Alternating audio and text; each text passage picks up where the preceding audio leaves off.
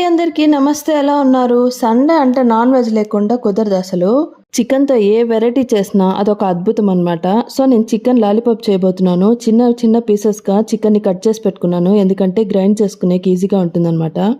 Boneless chicken తీసుకున్నాను. పచ్చిమిరపకాయలు, అల్లం వెల్లుల్లి పేస్ట్, ఆనియన్స్, ఉప్పు, పసుపు వేసుకొని బాగా మిక్స్ చేసుకున్నాను. ఇలా మిక్స్ చేసుకుంటే సరిపోతుందన్నమాట. కొంచెం కారం కావాలంటే వేసుకోండి. కొంచెం ఆయిల్ వేసుకొని ఒక 20 మినిట్స్ పక్కన పెట్టుకునేయండి. చికెన్ కోటింగ్ కోసము నేను బ్రెడ్ క్రమ్స్, ఒక ఎగ్ బీట్ తీసుకున్నాను అనమాట.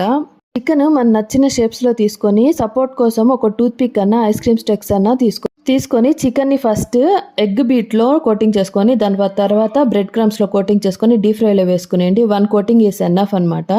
మీడియం ఫ్లేమ్ లో చేస్తాం కాబట్టి చికెన్ బాగా లోపలంతా ఉడికిపోతుంది. టెన్షన్ అవ్వకండి. దానిపైన చాట్ మసాలా వేసుకొని మైనస్ తో కానీ సాస్ తో కానీ తింటే చాలా బాగుంటుంది. వీడియో నచ్చినట్లయితే లైక్ చేయండి, షేర్ చేయండి, సబ్స్క్రైబ్ చేయడం మర్చిపోదండి. Okay, bye.